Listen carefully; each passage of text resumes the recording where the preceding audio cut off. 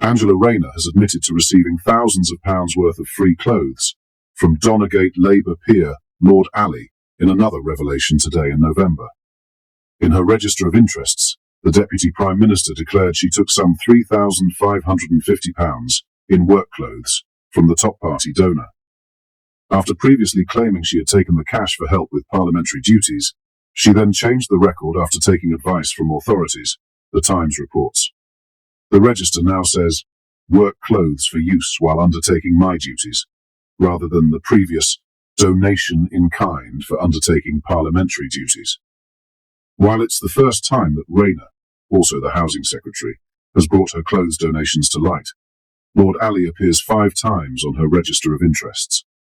Back in September, it came to light that Lord Ali had greenlit Rayner's use of his multi-million-dollar apartment in New York, prompting outrage and calls for an official investigation by the Conservatives. But the Deputy PM defended herself to the BBC, saying, "I think I followed the rules." Addressing the backlash, she added, "I get that people are frustrated, in particular the circumstances that we're in, but donations for gifts and hospitality and monetary donations have been a feature of our politics for a very long time. People can look it up and see what people have had donations for, and the transparency is really important. So more and more donation for Rayner." She likes to change her stories also, doesn't she? What are your thoughts on Rayner? Let me know in the comments. In other news, the DVLA is set to introduce major changes over the coming months, which could impact motorists' driving licenses, car taxes, and more. The Driver and Vehicle Licensing Agency, DVLA, has released its 2024 to 2025 business plan, which outlines the aims of the agency over the coming year to help streamline processes. It highlights how the DVLA is taking steps to make lives easier for the 52 million drivers and 46 million vehicle keepers in the UK. The DVLA has been taking steps to drive its digital operations in recent years, making more services available to drivers online that previously were not accessible. One of the key strategic aims for the DVLA is to complete discovery and commence development of a new online service, which is slated to be introduced in December 2024. The new online service will allow vocational drivers to renew their license through the popular Driver and Vehicles account.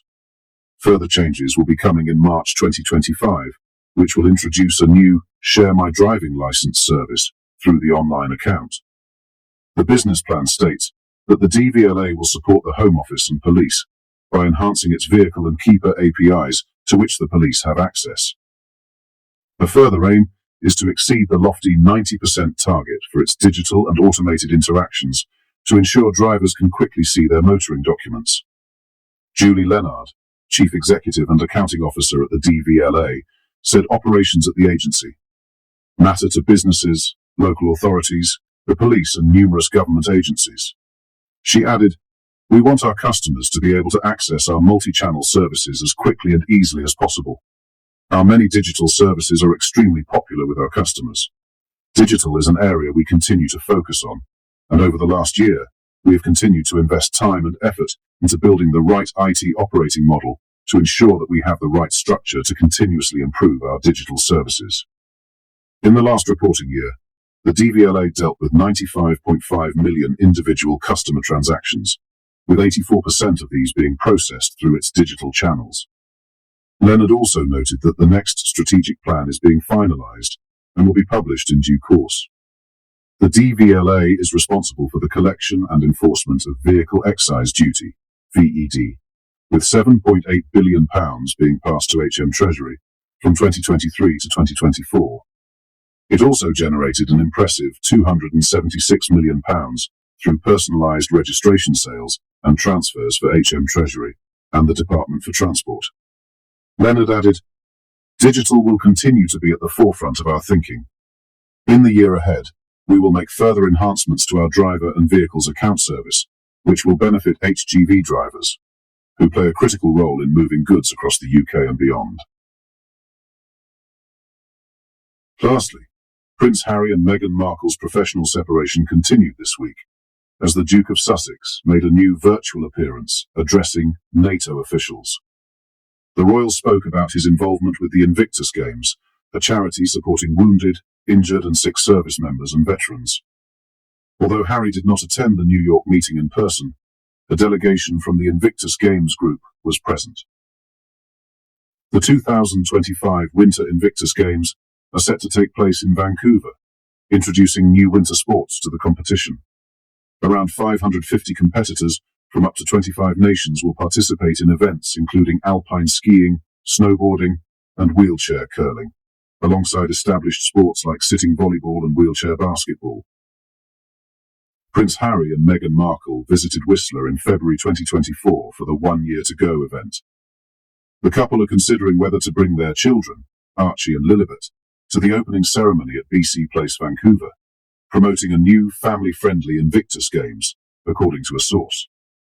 The Duke and Duchess of Sussex have adopted a new strategy of making separate public appearances for their projects.